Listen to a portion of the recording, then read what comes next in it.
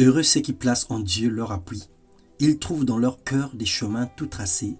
La paix de Dieu inonde continuellement leur vie. Que le Seigneur vous bénisse. Bienvenue dans ce partage quotidien. Que la grâce et la paix inondent vos vies et que la main de l'Éternel ne s'éloigne pas de tout un chacun de vous. Je te bénis mon frère, je te bénis ma sœur. Ce matin, nous allons parler de faire le bien. Le bien ne fait jamais le mal. Dans Romains, le chapitre 12, le verset 10 et 11, la Bible déclare « Par amour fraternel, soyez pleins d'affection les uns pour les autres. Par honneur, usez de prévenance réciproque.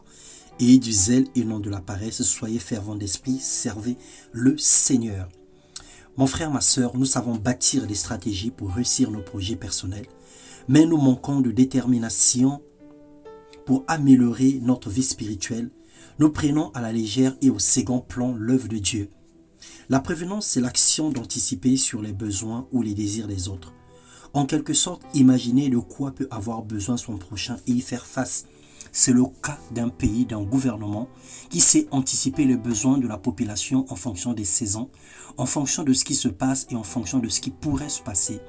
Et le président met en place un plan pour pouvoir protéger sa population contre les éventuelles famines, précarités et toute autre chose qui peuvent arriver.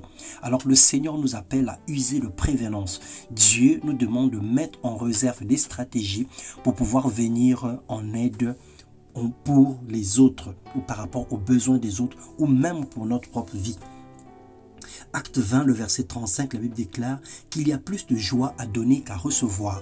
Ça veut dire que plus nous donnons, plus nous devons être heureux parce que nous réjouissons le cœur de Dieu. Proverbe 11, vers 23 nous dit « Le désir du juste, c'est de faire le bien. Tel qui donne libéralement devient riche à l'excès. » Plus nous donnons, plus nous faisons le bien, plus nous enrichissons et plus nous devenons comme Dieu. Faire le bien est une décision qui a une récompense immédiate sur notre vie et dans celle de notre progéniture durant plusieurs générations. Parce que le Seigneur se souviendra de nos sémences pour bénir nos enfants, nos petits-enfants et arrière-petits-enfants. Le Seigneur nous encourage à user de prévenance, sachant que celui qui sait faire le bien et qui ne le fait pas pêche contre Dieu. N'attendons pas que les autres pleurent pour intervenir, ne permettons pas que nos semblables souffrent ou manquent pour agir ensuite, alors que nous mettons à la poubelle le surplus des repas, les vêtements que nous ne portons pas, certains biens inutiles ou inutilisés, nous arrivons parfois à les détruire alors qu'il est préférable de faire le bien, il est préférable d'en partager, il est préférable de faire bénéficier à une autre personne, comme un dicton qui dit « la poubelle de l'un est le trésor de l'autre ». Obéir à Dieu, et Jacques 4, 17 nous en parle. Obéir à Dieu et le servir est un choix que devrait faire librement chaque chrétien, en fonction de son amour pour Dieu, son zèle, en fonction de son amour pour Dieu. Sans le zèle, nous ne pouvons pas percevoir et comprendre la pensée de Dieu pour l'Église.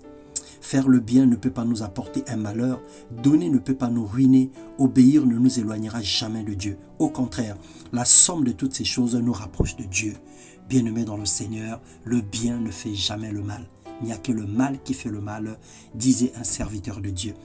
Le Seigneur nous apprend à faire le bien. Remplis nos cœurs, Père, d'un amour spécial pour les frères dans la foi, ainsi que pour nos prochains, quelle que soit leur identité, quelle que soit leur nationalité, quelle que soit leur vie, leur couleur et autres. Que ton nom soit béni dans le nom puissant de Jésus-Christ. Donne-nous un cœur plein de miséricorde et de compassion au nom de Jésus. Amen.